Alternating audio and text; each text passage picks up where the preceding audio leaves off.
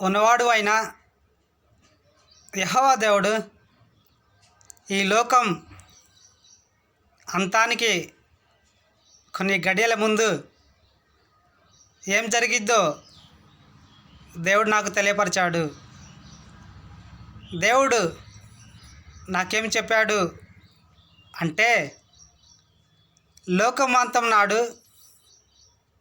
అంతానికి కొన్ని గడియల ముందు నా దూత ఆకాశంలోకి వచ్చి బూర ఊదుతుంది.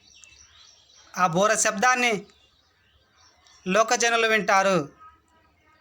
ఇంకా కొన్ని గడియల ముందు ఆకాశంలో గంట కొట్టబడుతుంది. ఆ గంట శబ్దాన్ని కూడా లోక ప్రజలు వింటారు అని దేవుడు చెప్పాడు నాకు.